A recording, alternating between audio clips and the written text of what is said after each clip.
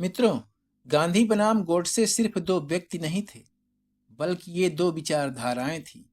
तो आइए जानते हैं दोनों विचारधाराओं को तुलनात्मक ढंग से। एक ने कहा अहिंसा ही रास्ता है, दूसरे ने कहा गोली ही जवाब है। परंतु सवाल ये है कि इतिहास ने किसे सच माना। गांधी तो मर गए, परंतु आश्चर्य की बात यह है कि गोडसे की सोच आज भी जिंदा है। अब सवाल यह उठता है कि हम किसके साथ खड़े हैं। 30 जनवरी सन 1948 शाम के 5:17 दिल्ली का बिरला भवन। प्रार्थना सभा में शामिल होने के लिए गांधी जी धीरे धीरे आगे बढ़ रहे थे। उस समय गांधी जी का स्वास्थ्य बहुत खराब चल रहा था।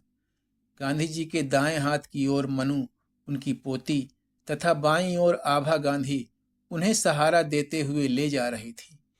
भीड़ में अचानक सामने से नाथूराम गोडसे आया। वह नम्रता से गांधी जी के सामने झुका और फिर अचानक 3 गोलियां लगातार गांधी जी पर चला दी। गोली लगते ही गांधी जी के मुख से निकला, हे राम। गांधी जी गिर पड़े। लेकिन असली सवाल आज भी जिंदा है। क्या गांधी जी की हत्या सिर्फ एक आदमी ने की थी, या इसके पीछे एक पूरी सोच काम कर रही थी? आखिर गांधी कौन थे? सिर्फ एक महात्मा? गांधी सिर्फ आजादी के लीडर नहीं थे, वो एक विचारधारा थे जो सत्ता से नहीं, आत्मबल से लड़ते थे। उन्होंने कहा, अहिंसा सबसे बड़ा हथियार है। लेकिन यही अहिंसा कुछ लोगों को कमजोरी लगने लगी, क्योंकि गांधी जी धर्म से ऊपर इंसान को रखते थे, राष्ट्र से पहले नैतिकता को रखते थे। सन 1947 को जब देश आजाद हुआ, लेकिन टूटा हुआ, लाखों लोग मारे गए, करोड़ों बेघर हो गए, गांधी जी ने पाकिस्तान को 55 करोड़ रुपए देने का समर्थन किया, क्योंकि वो मानते थे कि वादा निभाना उनका नैतिक कर्तव्य है। यहीं से एक वर्ग नाराज हुआ। उन्हें लगा कि गांधी जी मुसलमानों के पक्ष में हैं और हिंदुओं की अनदेखी कर रहे हैं। यहीं से शुरू होती है नफरत की राजनीति। मित्रों, अब बात करते हैं नाथूराम गोडसे की। नाथूराम गोडसे कोई पागल नहीं था। वह पढ़ा लिखा था, हिंदू राष्ट्र की विचारधारा से प्रभावित था। वह हिंदू महासभा से जुड़ा हुआ व्यक्ति था। उसका मानना था कि गांधी की नीतियां भारत को कमजोर बना रही हैं। वह सोचता था, अगर गांधी जी जीवित रहे तो हिंदुओं का हित सुरक्षित नहीं रहेगा। यह उसका विचार था, इतिहास की सच्चाई नहीं। अब बात करते हैं आरएसएस की। क्या आरएसएस का भी हाथ था? अगला सवाल सबसे ज्यादा पूछा जाता है। गोडसे आरएसएस का सदस्य रहा था, यह तथ्य सच है, परंतु हत्या के समय वह आरएसएस में सक्रिय नहीं था। सन 1948 में गांधी जी की हत्या के बाद अंग्रेजी सरकार ने आरएसएस पर प्रतिबंध लगाया, लेकिन 1949 में जांच के बाद आरएसएस को क्लीन चिट मिल गई।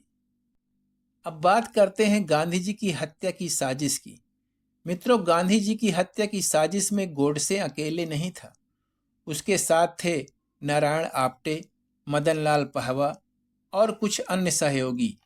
एक बार पहले भी गोडसे ने एक नंगी तलवार से गांधी जी पर हमला किया था, परंतु कुछ लोगों ने तब गोडसे को पकड़ लिया था।